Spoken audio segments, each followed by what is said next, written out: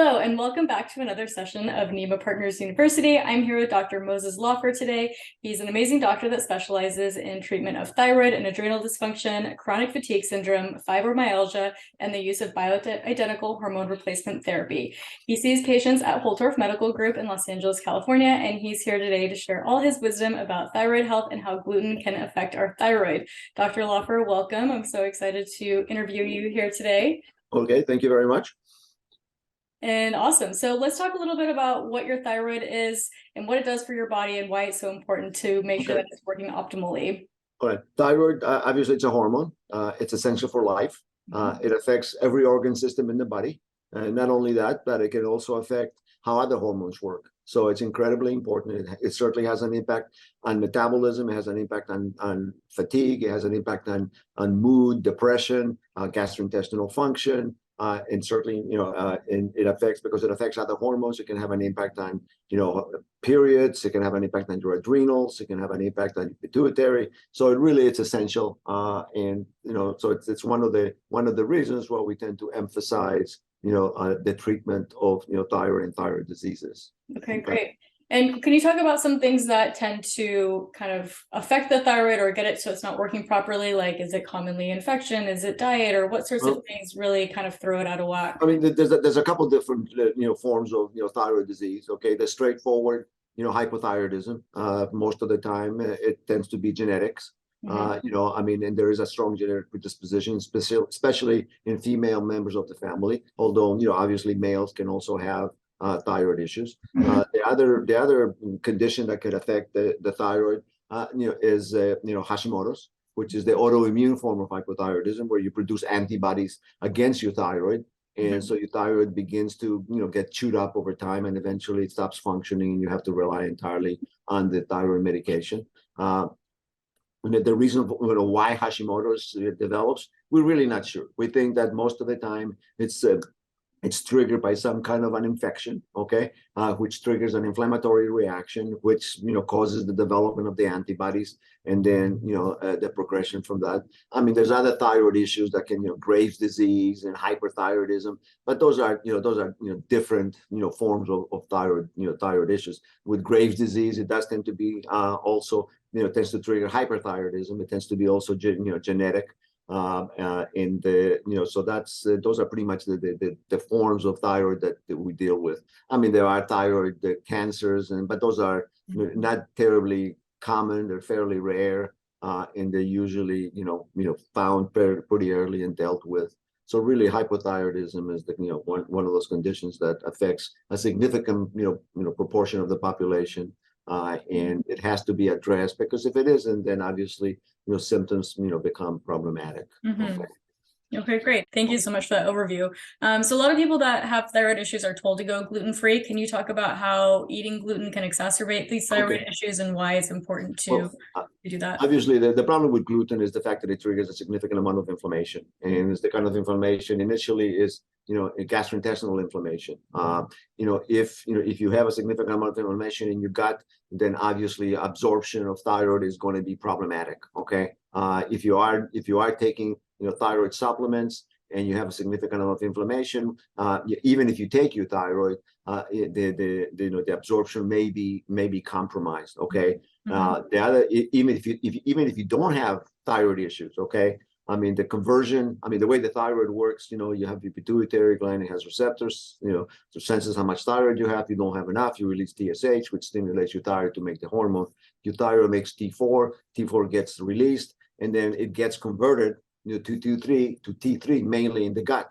So if the gut is not functioning well, if you have a lot of inflammation, that could also compromise your ability to convert, the thyroid to the active form of the thyroid. So even if you're not hypothyroid, you may become hypothyroid simply because you're just not getting enough thyroid converted to the active form of the hormone because of inflammation.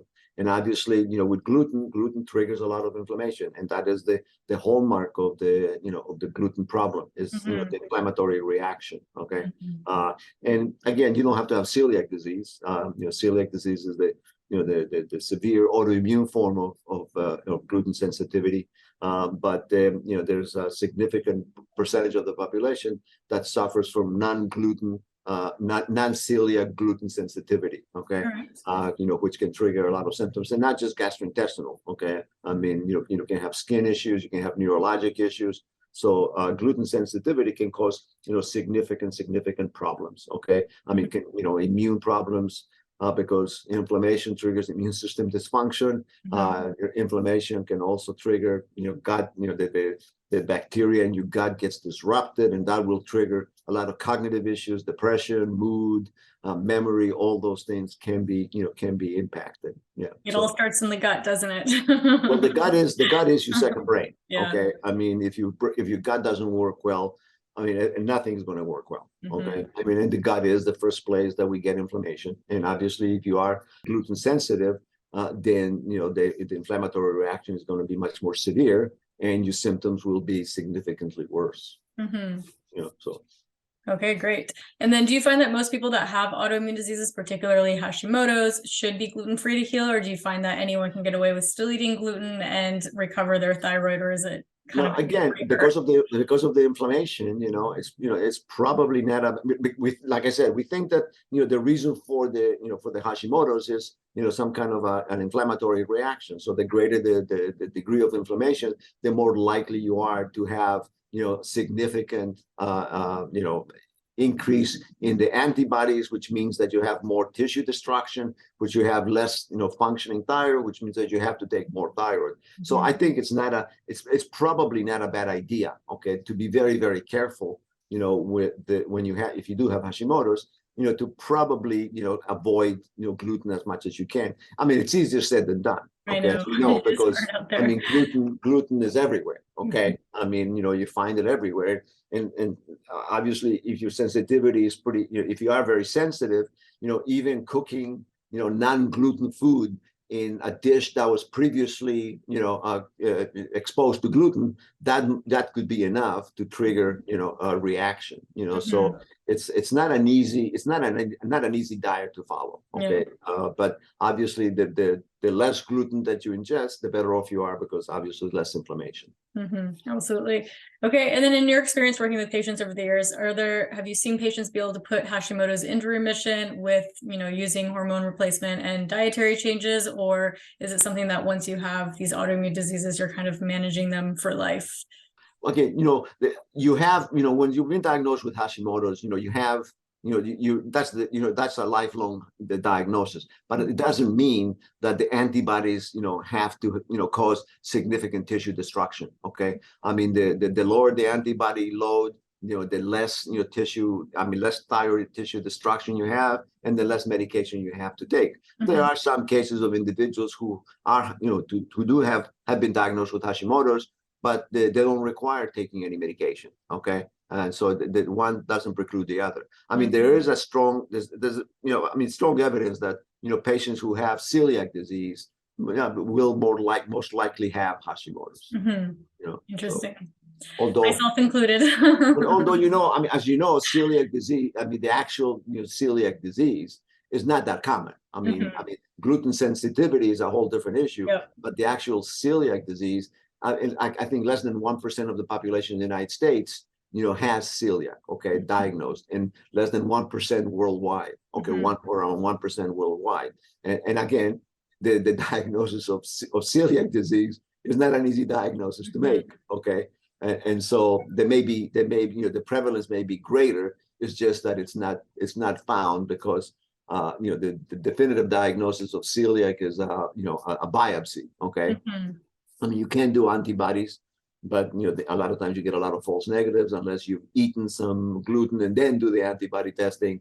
I mean, so it's not the most sensitive test. So but again, the sensitivity is fairly common, and it does explain a lot of symptoms that people experience. Okay, great. And then can we talk about treatments for autoimmune thyroid conditions? So is taking thyroid hormone kind of like the best thing you can do and doing a clean diet, or are there other treatments and remedies interventions that you found in your work that can help really control that? Obviously, if you're hypothyroid, you need to take the hormone. I mean, there's no way around it. Okay. I mean, if the thyroid gets to the point where it's no longer producing enough of the hormone, then you have to supplement it. Okay.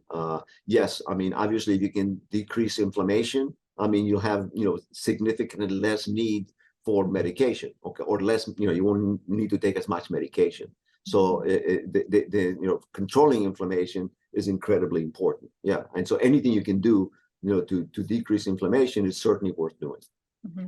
Okay, great. And then I know in the past there's been some commercial thyroid medications. I believe Cytomel is one of them that potentially had gluten in it. So, Yeah. I mean, it's kind of counterintuitive to be treating your thyroid where you have to be gluten-free, yet putting that exact inflammatory trigger into the medication. So what can someone that's sensitive to gluten do if they want to make sure that they're getting a truly gluten-free medication? Do you recommend compounded, or what's kind of your compounded? Compounded. I think compounded would be the most reasonable way to go about it. Okay. And again, when we talked about staying away from all gluten being very difficult, it is because it's used, it's widely used. Okay. Because of the properties that gluten has. It's added to a lot of foods because it makes them much more palatable. And unfortunately, a lot of medications, not necessarily the actual hormone itself, okay, but the fillers or the capsules, do have gluten in them. And if you have a gluten sensitivity, that just increases the inflammatory reaction, which obviously will make it much more difficult to control the hypothyroidism or the thyroid problem. Absolutely. And then I know testing can be very, confusing depending on what practitioner you go to. Some doctors just want to test your TSH. Others will do a more thorough panel. So if someone really wants to get to the bottom of what's going on with their thyroid and really assess it to see if it's working correctly, what test do you recommend to do that? The TSH is not the most sensitive test for thyroid issues, okay? And as you said, it is probably the most commonly used test to determine somebody's thyroid condition, okay? Again, because of the way the thyroid works, the main issue with thyroid is the conversion of the T4, which is what your thyroid produces and what's most often prescribed, is the conversion of the T4 into the active hormone, which is T3. Okay, and that conversion is essential for the thyroid to do its work. Now, unfortunately, sometimes when you are given the levothyroxine or Levothyroid, one of the commercially available thyroid medications, a lot of that the T4 gets converted to the wrong thing, which is reverse T3. Okay, and reverse T3 does play a role. I mean, it doesn't have any metabolic function; it doesn't do anything, but it does bind to the same receptors that T3 uses to get into cells. So if those receptor cells are blocked or not being cannot be utilized, then the thyroid, the T3 simply circulates, gets back into the liver, then some of it gets released. So it's important to make sure that reverse T3 is not elevated and preventing the thyroid from doing what it's supposed to do. Okay, great. That's really important. So, and if people want to find a practitioner that can help them do that, do you recommend seeing like a more functional medicine doctor or an endocrinologist, or how can people find someone that can do the right testing to figure out what's really going on? Unfortunately, most endocrinologists will rely, they'll do the TSH, they may do the T4, and that's about it. Okay. Really for doing the reverse T3, you have to specifically ask for it. And you have to find somebody who's willing to do the test and actually be able to interpret it. So it's probably not a bad idea to go to somebody who does integrative medicine, somebody who is used to dealing, with the thyroid. Most endocrinologists, in my experience anyway, do not they rely entirely on the TSH. And why is that? Do you have any insight as to I mean, that's really just goes down to training. I mean, when I'm going back, many years when I went to medical school, that was the thing. You check the thyroid, you do the TSH, and if it's low, you give him T4, and that's it. Okay, so the thinking has not evolved as quickly as it should. Okay, Right. And there's plenty of examples of individuals who are hypothyroid. They're taking their medication as prescribed, but they continue to be symptomatic. Okay.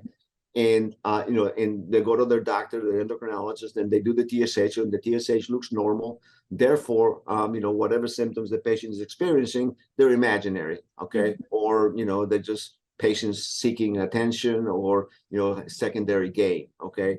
And it's not unusual, for, certainly in our practice, to get patients who, definitely hypothyroid, they've been taking medication for a long time, and they continue to be very symptomatic. And then, we test them, TSH, I mean, their reverse T3 is high. We take them off their T4, give them T3, and all of a sudden, most of their symptoms disappear. I mean, they feel significantly better. The reality is that, the lab test should give you guidance, but it should not be the only thing that determines treatment. Okay. I mean, if you have a patient and the patient is having certain symptoms, they continue to have the symptoms. I mean, there's got to be a reason for it. I mean, it's, not everybody's trying to get out of work, or, they want to feel better. I mean, you want to have your life back. So addressing the symptoms is, just as important as looking at the lab test. Yeah, so important, as long as they're looking at the right lab test. So, right. Well, that's the thing. It's a question of, really retraining people to, to look at other things. Okay. I mean, other things that might explain, the symptoms that the patient is experiencing. And so that's where the reverse T3 comes in. And the T3 actually, again, you will find a lot of doctors who say, oh my God, you're taking T3, that's going to cause all kinds of problems. You're going to have osteoporosis. And I mean, it's terrible. But the reality is that that's the active hormone. I mean, that is, your T4 gets converted to T3. So T3 is the form of the hormone that does everything. So why taking the T3 should increase, any problems? Yeah, especially if your body's already trying to make it. And correct. So that's the thing that sometimes is difficult to reconcile with the, what some of these doctors say. But it is what it is, unfortunately. And the reality is that there's a lot of people who are out there, who are hypothyroid, and they're simply not getting the proper therapy because their physicians don't recognize that there may be other things that need to be looked at. Yeah, well, I just want to say compounded T3 changed my life. And felt like a whole new person once I started. And remember also, there's another thing that has to be taken into consideration, is that a lot of times, because your thyroid does, like I said before, it affects other hormones. Okay. Your thyroid and your adrenals particularly close together. I mean, in terms of how they work, they're very closely, related. Okay. So what happens a lot of times is, let's say you take your thyroid and, you start feeling worse. Okay. And so the assumption is, my God, it's the thyroid. But it really has nothing to do with the thyroid. It has to do with the fact that when you get the proper level of the hormone, you're putting more demand on the adrenals. And if the adrenals cannot meet the demand, then you become symptomatic, but it's got to do with adrenal function rather than thyroid function. Okay. And the symptoms could be, fatigue, could be fluid retention, could be dizziness, could be lightheadedness, terrible cravings, those kinds of things. But it has nothing to do with the thyroid. It has to do with the adrenals. So you have to be very careful. And that's why when you look at the thyroid, you should also look at the adrenals. Okay? So it's really about balancing the two at the same time to make sure things are optimizing. Absolutely, because if you do, if there is some kind of an adrenal issue and you give the patient the T3 and all of a sudden they start feeling worse, it's just that it's an adrenal issue, and then you have to work on the adrenals to make sure that they come back. But the nice thing is that invariably the adrenals do come back. I mean, invariably they balance out, and you start producing the correct amount of the hormone, and it's not an issue. So again, that's been my experience. And in your experience, once someone gets the thyroid into like a good place and the medication seems to be working well, how often should they be monitoring it or checking it to make sure that it stays optimal? If you get to the point where you've been taking the same dose, symptomatically you're doing well, every 6 months, would be perfectly fine. The other thing that is certainly, maybe not a bad idea, is at some point doing like a thyroid ultrasound, just to make sure that there's no nodules, no cysts, nothing else there that may be, contributing or triggering any other problems. But if it's normal or there's nothing, just a couple of cysts, then, every few years you do you can do an ultrasound of the thyroid. Okay. And is that more for anyone that has Hashimoto's to see that? Yeah, with Hashimoto's, you really should, because when you do the ultrasound of the thyroid, it does give you an idea of the degree of tissue destruction that you're facing. Okay, so I think with Hashimoto's it's probably more important to do with Hashimoto's than it is with just regular hypothyroidism. Unless you have a goiter or enlargement of the thyroid, that's a whole different situation. And can you ever recover or repair your thyroid tissue, or once it's gone from the antibodies, is it No. Go on. Once the antibodies, the only organ in the body that that can regenerate is the liver. Mm. There's no other organ in the body that can regenerate. So yeah, once you lose thyroid tissue, it's gone, and it's gone forever, unfortunately. Right. So more important to make sure you're taking the right dosage and keeping your inflammation down and keeping that gluten out. But again, if you keep the inflammation down, you're less likely to have continuing tissue destruction. Okay. I mean, and obviously that makes a big difference. I mean, I should mention, I mean, I don't know, certainly in terms of inflammation, to stabilize the antibodies, okay? And obviously it works on inflammation, is low dose naltrexone, okay? And low dose naltrexone has been found to be pretty effective to stabilizing the antibodies because of its anti-inflammatory effect. And how does that work exactly? So I know you take a pill once a day, but what is it doing to the thyroid to stabilize those antibodies? How does it work? It's not working on the thyroid itself, okay? It's working on decreasing the inflammation, less inflammation, less likelihood of the antibodies going up, less likely of the antibodies destroying more thyroid tissue. But again, we're not talking about low dose naltrexone. I'm talking about the maximum would be something like 4.5 milligrams. Yeah, so minuscule dose compared to its commercial use. Right, which is usually 50 milligrams, and it's been used for weight loss at 9 milligrams. So it's just about 4.5 milligrams, and it's usually very well tolerated. And is that something you see people having to stay on kind of for the rest of their lives, or just no? Again, most of this, managed? no, a lot of the stuff, if you choose not to do it anymore, you don't do it anymore. Okay, and then you see what kind of an impact that has. I mean, there's nothing. The only thing that you absolutely have to do if you are hypothyroid is take thyroid. Yeah. Okay. I mean, everything else, it's up to the individual. If you go on a gluten-free diet and you find that it's too difficult and you choose, just to go on a regular diet, fine, that's your choice. Okay. But that's a choice that you've made, knowing that it potentially could, aggravate, your thyroid condition. Yeah.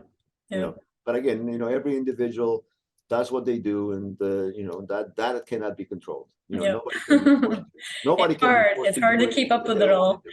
So. Awesome. Well, thank you so much. Is there anything else you'd love to add about thyroid or gluten? I think we got a lot of good information. I think we pretty much covered everything. Yeah, so there's nothing else. Okay, great. And if people want to reach out to you or find you, how can they get a hold of you over at Holtorf Medical? It's we have a website. They can go online, and there's phone numbers and everything. So we're pretty easily accessible. Perfect. Okay, great. We'll share that information with your video as well. Thank you so much, Dr. Laufer. All right, Erika, you stay safe, okay? Thanks, you too. All right, bye-bye. Bye.